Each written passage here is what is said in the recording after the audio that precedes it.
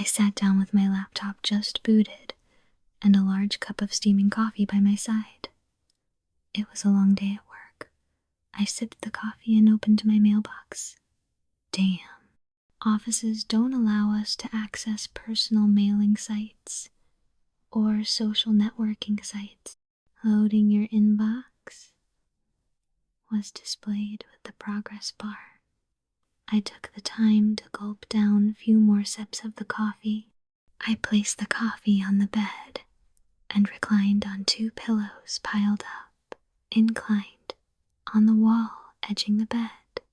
I picked the laptop and placed it on my lap.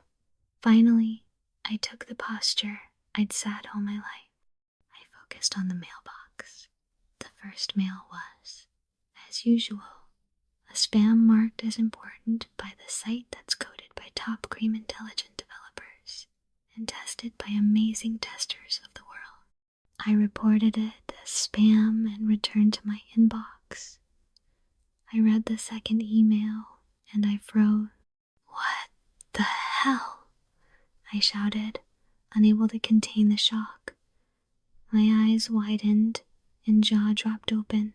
The coffee mug near me felt the vibration I felt within and toppled on the bed, leaving the coffee flow free all over the bed. I had a horrible thing to tackle, and the coffee stains or the spoiled bed did not matter much to me, at least at that time. The mail was from Bia, a name I had heard very often. I read it again aloud to make sure if what I read was what actually was written in there. I died in the room you are in now. I hung myself from the fan that's circulating right above your head. I started sweating before I read further. I looked up at the fan and could visualize a female hanging from it, like in the movies, tongue stuck out of the mouth, eyeballs falling out of the face, attached to something inside the eye hole of the skull with a thin layer of flesh, pink flesh, which could break any moment. I was terrified. I did not want to read further, but the next line threatened me to read. If you don't read this fully, I will break open your throat and take out your intestines, digging in through the broken throat. I loved this room. This room was all I had. My world, my house. I had cried here, loved here, played here, and slept here. I had even felt the deepest of love my Chris had through his deep kiss on the bed you are sitting on now, right here. I looked around to ensure there was no one. I moved a little and gave a second thought about continuing to read. I felt a lump in my throat and suddenly started coughing continuously. I reached the bedside table with my right arm extended and got the bottle. I opened it in a hurry as the non-stop cough did not let me concentrate on anything. I lifted the bottle in the air and tilted it to drink water. I drank just the air that filled it. It was empty and dry. I had never had my bedside bottle empty. I made it a point to fill it every morning before leaving for the office, and every night before going to bed. The fear in me took a new dimension. I started believing the mail. Maybe Baya is giving me signs that she would break open my throat. I thought to myself, coughing harder. My throat started hurting badly. I laid my eyes on the mail and started reading. I want to live here one more time, at least for a day. I want to sit at my table and read my favorite book. Good that you still have my book collection safe. I want to read Nicholas Sparks' A Walk to Remember. I loved that book. I want to lie down on my bed. I want to dance and sing here in my room. I want to feel the same security and privacy this room gave me, the warmth this room wrapped me with. I want to cry right in front of my eyes. Add me in the messenger and place a call. Now, right now, I need your help, please. Else you know what will happen. You will swing with your neck into a ring of thick rope hanging from the same fan above. There, ADD me. Bia, Bia. I kept saying to myself to recollect where I had heard this. Oh, shit, I said as I recollected the story I heard about her. Bia was the girl who stayed in this room before me. She had committed suicide for no reasons, just like she had narrated in the mail. I did not know what to do. I did not know whether to believe it or not. All I could think of was calling Nikhil. I called Nikhil, and his phone was ringing. I glided my fingers through my neck and patted it softly. Pick up, Nikhil. Pick up, Hippie. I kept saying till he picked his phone. Hello. The moment I heard him saying that, I started narrating the entire story. Don't be so stupid, sweetheart. It must be the game of Jack, so forget it and catch some sleep. Dream just about me and no thinking about anyone else, be it a girl, Bia, or a guy. Okay? Okay. Good night, dear, he said, and cut the line. He never understood how I felt at most times. So dumb. I wanted to forget what I had read and continued with my routine. One part of my brain said, it must be all fake. Another warned me, do as she says. I battled with the two contradicting thoughts. Again, my throat hurt, and I started to cough slowly. The fear in me won the battle, and the curiosity sat over my head, governing my brain, along with every other organ. I copied the email ID of Bia and added her to my messenger list.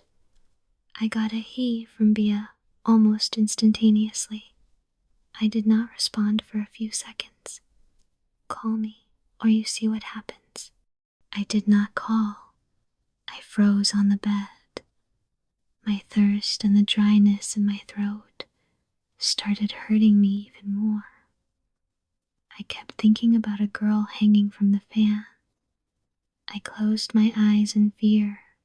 Someone touched my shoulder and pressed it hard. My lungs started shivering and tears flooded my face. I couldn't breathe. I turned to see who it was. Shit, it was a girl.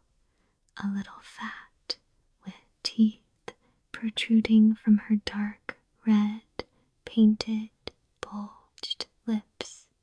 Her face was fully white and had blood dripping from her eyes. Her fingers had nails that were sharp at the end and large. She brought her hand close to my throat. Before she could tear my skin off, I opened my eyes and turned again. She wasn't there. It was just my imagination that budded out of fear. I wished the entire thing about Bia was my imagination. I looked at the monitor. No, it wasn't imagination. She was online and still kept pinging me. Call me now, she had typed. I looked around, again and again, to ensure there wasn't a female as I had imagined around me. I constantly felt a hand gripping my shoulders. I kept caressing my right shoulder with my left hand. I was dripping with sweat. I moved my mouse to the call button in the chat window. Ching, ching. Before I could call her, It called me. With so much fear, I accepted the call and waited in silence. Hi, Maya. A robotic voice came with an echo that followed each word. It sounded exactly like the ghost voices in movies. Hello, Maya, she said again.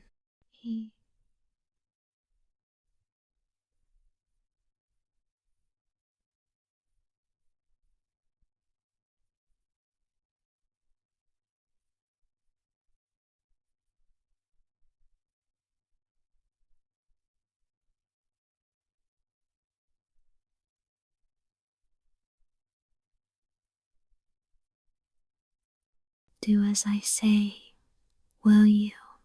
I will, I will, I said, and kept nodding.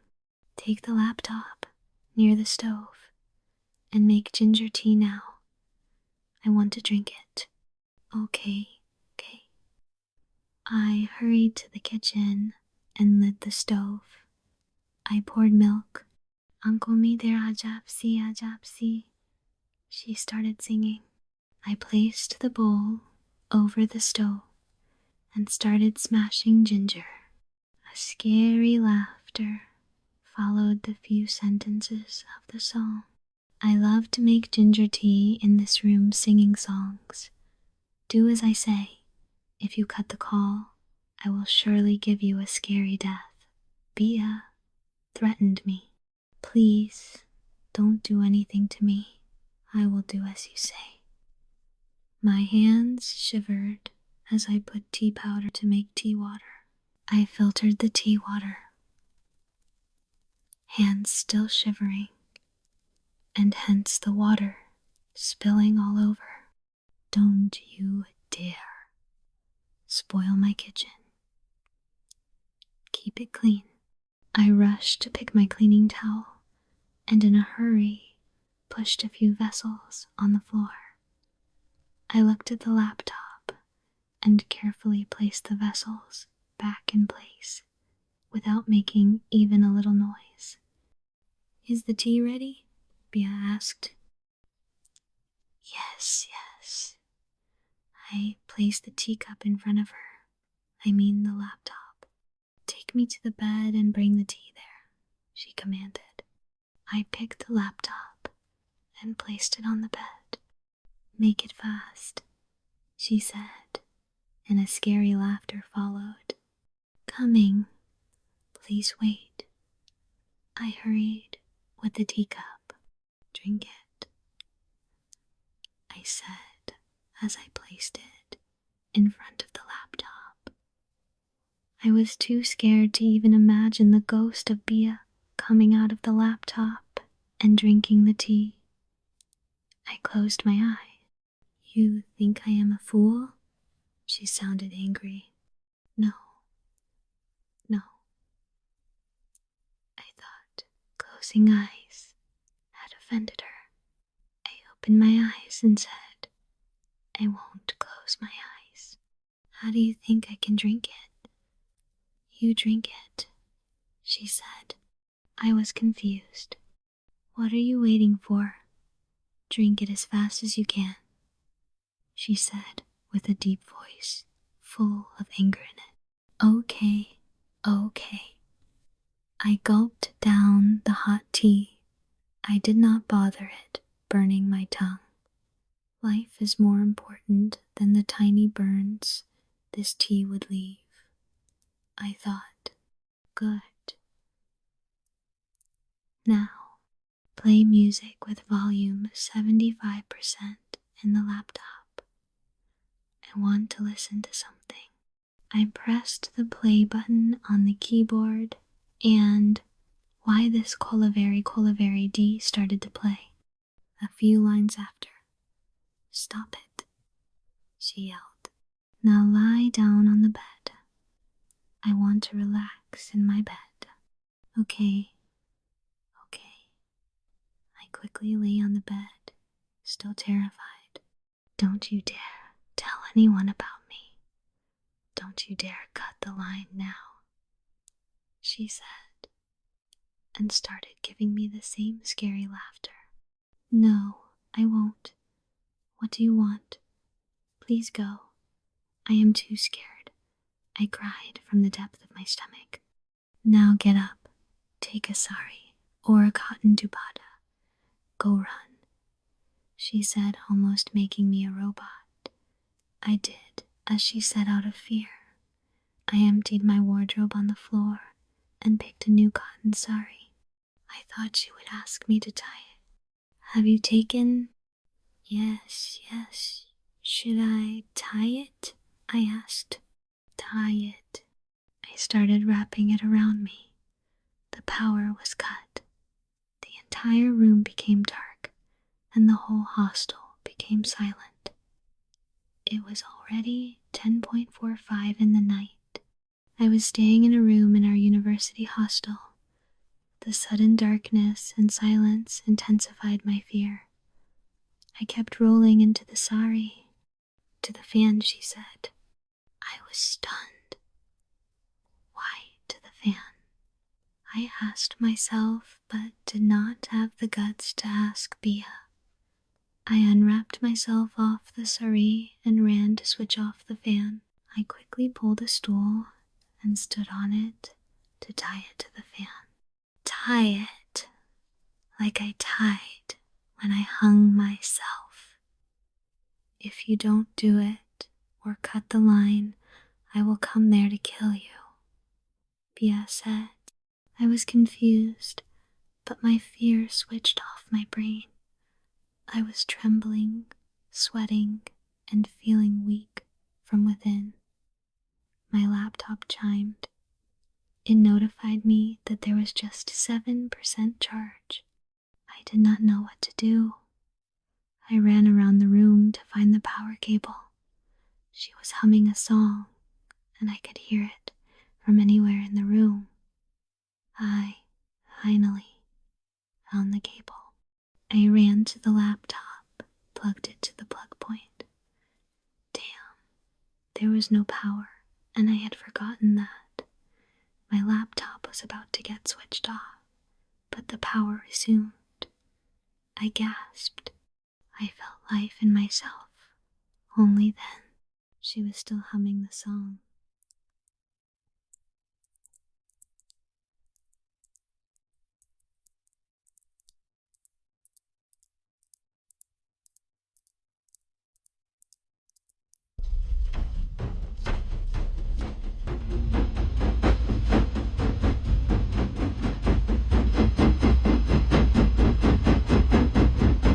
Is it ready? Yes, I said. Pull it and see if it's strong. It should bear my weight. The moment she said that, the picture of the girl hanging from here came back to my mind. Is it ready? A stronger and louder voice asked. Yes, it is. I pulled it and said, put your head into the hole of the sari rope. I did that. Now fasten the sari around your neck. Make it tight. I did that. Now push the chair under your leg. I pushed, and the sari clogged my throat. I wasn't able to breathe. My throat hurt badly. I tried to undo the knot, but it was too tight. I kept pulling the sari rope that was tight on my neck, but I couldn't. I was completely helpless. I started losing consciousness. It started becoming all dark. I suddenly opened my eyes, and Nick was there right in front of me. I got up and hugged him tight. I kept crying. I thought it was a dream, but the coffee stain and the stench were still there. My throat was hurting. The sari still on the fan and the laptop open with my messenger logged on. I looked around and was left without words. I kept crying. There were police officers who were sitting by the side. What's happening, Nick? I will tell you everything. Come, let's go to my apartment. He drove me to his place. I sank into the sofa and pressed my head headache. Nick massaged my head standing in front of me. I pushed him a little away. What had happened? I asked, closing my face with my palm and crying as hard as I could. I couldn't speak properly. Bia, he started. Her ghost haunted me? I asked. No, wait. Almost 2 years back, there was a girl in the same room where you stay. She was Lika. She was a loner, studious, and the most intelligent student the university has ever had. She never moved with people, but with books. She never freaked out, but was always found in the research labs. She always locked herself in her room, the room which you are staying in now. She was someone who knew everything but never wrote exams properly. She scored average marks even in her 12th class, and hence ended up with this university for engineering. Even for this unit, she had to give all the money her dad had saved. She still did not bother about marks, but concentrated on researchers. She had an arrear and failed to pay the fees for a semester. University management kept warning her to pay the tuition fees, the hostel fees, but she did not have any source. One fine day they gave her TC and restricted her from entering the campus. She, at least, thought she could work, staying in the room she had spent 3 long years in. The room was her home. But even that happiness was not into that true genius. Her items were thrown out. She was thrown out. After a week, she was found dead on the road leaving our campus. What about Bia? I interrupted. Yeah, Bia. She was given Leka's room after her. Exactly a month after she took over the room, she committed suicide too. But why? I asked. Wait. Listen to me fully, he said as he sat next to me. Okay, I said, turning towards his side, pulling my legs over his lap. He continued as he pressed my aching feet. Bia failed in 3 subjects that semester. Also, she was addicted to drugs. The report clearly said she had drugs before she hung herself. The file was closed with the conclusion that she had drugs and was depressed about the results. Hence, she hung herself. Now you came to her room exactly 1 month before. Today, you tried to commit suicide, he said. No, I didn't. Bia threatened me too. Bia's ghost. I cried. Ghost? Do you believe in all that, Maya? He said as he pushed my legs down in frustration. It was not Bia, but Leka who had tried to kill you. She was the one who killed Bia too. Now isn't Leka dead? She is. So the ghost of Leka tried to kill me? I asked. Bullshit. He became angry. Then, Leka was a true genius. Her talent was not valued. People just valued the marks in papers. She was on the verge of discovering a robot security system for the university. All her dreams were shattered. She even tried explaining it to the principal. She did not even ask for a seat in the college, but just the permission to use the labs. It was denied. She was even denied of the room she lived in. She had paid in lakhs to the university to get this seat. She couldn't pay just 1 lakh for the last semester, and they threw her out. She was angry. She got frustrated that all her dreams were crushed by these money-minded people and marks-driven education system. She began became aggressive. She wrote a computer code robot that would hack the database of the university hostel and find the person's email ID who was assigned her room. The code would mail her the name of the person who stayed in the room before. The program would automatically create an email ID in the name of the girl who lived there before and accept the request in the messenger. He said, but I heard Bia. I called her and heard her talking, singing. I said, still taking the time to digest what he had said word by word. That's the intelligence of Lika. She had a voice synthesis system which spoke a pre-fed script. He explained, but I spoke to her, and she spoke back in sync. As she said, even my throat hurt, and I had a continuous cough. I said, that's human psychology. When we hear something, we try to believe it, and we relate everything that happens coincidentally with it.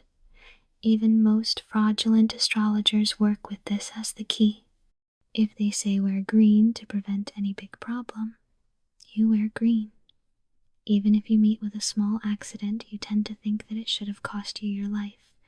But since you wore green, you are alive. You will say, the astrologer was right.